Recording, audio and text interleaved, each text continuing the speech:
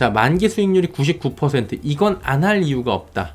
어떤 상품이길래 99%짜리가 야 너 사기치는 거 아니야? 라는 건데 국가가 보증하더라고요. 한번 보시겠어요?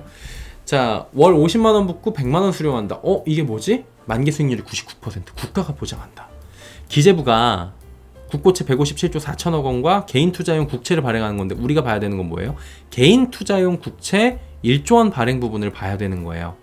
개인 투자용 국채라는 거를 발행을 하는 거고 누구나 손쉽게 전용 투자로 계좌로 투자를 할 수 있습니다. 최소 투자 금액은 10만 원이고 1인당 연간 1억 원까지만 구매를 할 수가 있다고 합니다. 1인당 연간 제한 한도는 1억 원, 10만 원 최소는, 종류는 10년물, 20년물 2개. 그러니까 한마디로 기간은 좀 길어요. 10년이나 20년물 2개로 사야 되는 거고 야 그럼 10년, 20년 묶이는 거 좀만 기다려봐요. 얘기를 해드릴게요. 근데 저는 개인적으로 10년물, 20년물이면 여기 적혀있는 대로 노후 대비, 학자금, 중산층의 장기 저축성 상품 용도로 굉장히 오케이, 굿이라고 생각을 해요. 근데 1조 원이면 사실은 이 정도면은 금방 다 팔려요. 이거 뭐 어떻게 된다? 발행한도 초과하게 되면 소액 청약부터 우선 배정한다. 그래서 내가 1억 넣고 이거 뭐 20년 뒤에 2억으로 만든다.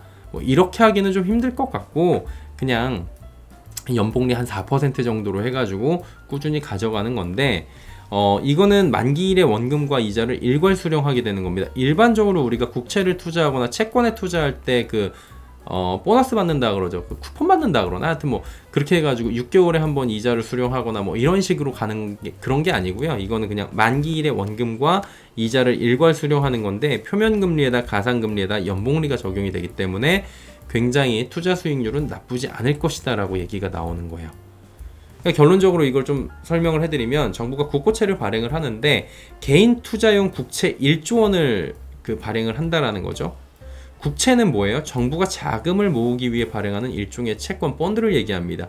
은행에서 돈을 빌릴 때 은행에 이자를 지불을 하는 것처럼 정부도 돈을 빌리면 이자를 지불해요. 누구한테 돈 빌리는 거예요?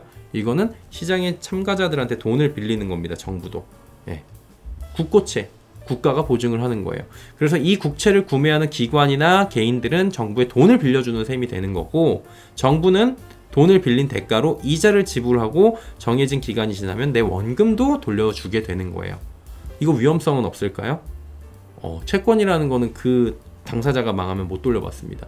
이거는 누가 보장해요? 국고채는 회사채는 그 회사를 기반으로 한 거고요. 국고채는 국가입니다. 어느 국가? 이거는 우리나라 국고채니까 대한민국 국가 기반으로 한 거고 대한민국 국가가 망하면 못 돌려받습니다. 즉 대한민국이 망하지 않으면 돌려받을 수 있는 상품이에요.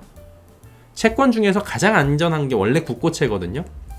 근데 이제 요거를 기반으로 해갖고 개인들이 조금 살 수 있는 룸을 열어준다라는 거죠.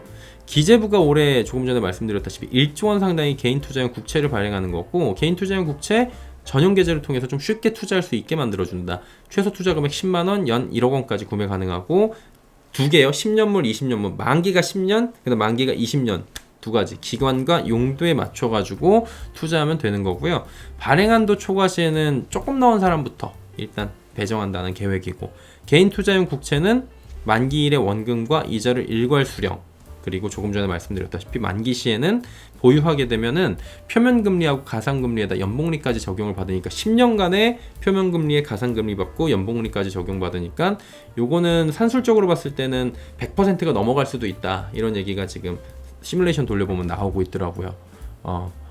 표면금리가 발행 직전 달 발행한 동일 연물에 국고채 낙찰금리를 적용하는 건데 이게 뭔 소리냐면은 7월 기준으로 만약에 개인 투자용 국채 10년물 10만 원을 매입을 하면 6월에 낙찰된 국고채 왜 오타가 있니? 국고채 전체 금리를 적용합니다. 그래갖고 전달 거를 보면 된다는 거예요. 장점은 뭘까요? 국가가 원금을 보장하기 때문에 원금 손실 위험이 거의 없고 만기 시에는 복리이자에다 가상금리에다가 분리과세까지 이거 분리과세까지 받아요. 그래가지고 목돈을 그때 쥐었을 때의 세금적인 부담도 좀 줄여준다라는 측면도 있는 거예요.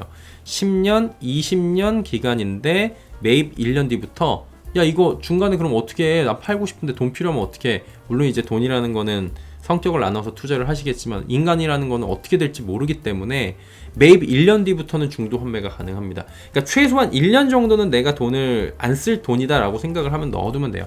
1년 뒤부터는 중도 환매가 가능한데 중도 환매 하더라도 원금 보장합니다 이거. 그리고 표면금리에 따라서 단리이자예요. 그러니까 가상금리하고 복리이자 이거 붙는 건 아니고 단리이자만 받을 수 있어가지고 사실은 그냥 예적금 넣었다 1년짜리 이렇게 보고선 원금 받고 이자 받고 끝내도 괜찮은 거예요. 그래서 1년만 넘어가면은 연 단위로 지금 판매를 할 수 있다 이렇게 할 수가 있는 거고, 예컨대 표면금리가 3.5%예요. 개인 투자연 10년 물에다가 1,000만원 투자하고 1년 뒤에 매도 시에는 35만원의 이자를 받게 되는 건데, 여기서 이제 세금은 좀 떼겠죠. 예. 그리고 만기 보유 시에는 100만원, 그 10년 만기의 경우에 41만 1,000원 이렇게 되는 거예요. 100만원의 경우에는 10년 만기하면 41만 1,000원의 이자가 나오게 된다. 20년물의 경우에는 99%, 세후에는 83.7% 정도의 수익률이 나오고, 이거는 더 높아질 수도 있고 더 낮아질 수도 있긴 하지만 지금 전반적으로 봤을 때 한 99%, 20년물의 경우에는, 그리고 10년물의 경우에는 한 41% 정도 지금 예상이 되고 있다 이렇게 보고 있어요. 여기에 가산금리가 더해지면은 이제 수익률은 더 높아진다 이렇게 보여지면 되는 거예요. 6개월마다 쿠폰 받으면서 이자 받는 형식이 아니라 만기 시점에 단 한 번의 이자로 퉁쳐서 받는 거기 때문에 그냥 먼 미래를 생각하고 하는 그 예금 같은 거다 이렇게 보시면 될 것 같아요. 이 경우에는 2억 원까지는 이자 소득 14%로 분리과세 세제 혜택이 되고요. 금융소득 종합과세 부담은 좀 줄어들게 되는 이런 상황들이 있죠. 단점은 뭐예요? 길어요. 10년에서 20년간 돈이 묶일 수 있기 때문에 기간적으로 좀 막연함이 좀 있다라는 측면이 분명히 있습니다. 근데 이제 조금 전에 말씀드렸다시피 기간은 긴데 1년만 지나면 그 뒤부터는 중도 환매가 언제든지 가능하고, 가상금리하고 복리는 못하지만 단리이자를 받을 수 있어서 상쇄할 수 있는 측면은 조금 있다라는 거고요. 채권 가격 변동에 따른 차익 거래는 못해요. 이거는 그냥 그게 이제 예를 들어서 채권값이 내가 산 가격보다 채권값이 오르면은 이제 채권값도 올랐으니까 팔면서 이자도 받고 나중에는 이 값에 대한 그런 차익도 매길 수 있다라는 건데, 그 차익 거래는 기대할 수 없는 상품입니다. 왜냐하면 개인 투자용 국채를 따로 발행을 하는 거기 때문에. 그리고 연봉리가 이거 계산해 보면 4%대라고 나오는데, 연봉리 4%대를 불만족하는 사람들이 존재할 수 있다라는 거죠. 직접 투자 잘 하시는 분들은 야 이거 10년을 넣었는데 50%도 안 되면 이거 누가 하냐? 이럴 수도 있는 거예요. 또 원하는 만큼 개인들이 충분한 물량을 매입하지 못할 확률도 있습니다. 1조 원이 한정되어 있기 때문에 이게 너도 나도 살라고 하다 보면은 소액으로 넣은 사람들부터 배정이 되고 큰 돈이 아닐 수도 있다. 이렇게 되는 거죠. 저는 개인적으로 그래서 이건 이렇게 봐요. 10년 뒤, 20년 뒤 은퇴 자금을 모으시는 분들이나 자녀분들의 대입 학자금 혹은 결혼자금 등이 안정적으로 좀 보탬을 일부라도 할 만한 그런 자금을 모은 계획이신 분들은 저는 하면 괜찮다고 보여요. 저도 그래갖고 저희 아들내미가 올해 6살이고 딸내미가 10살이거든요.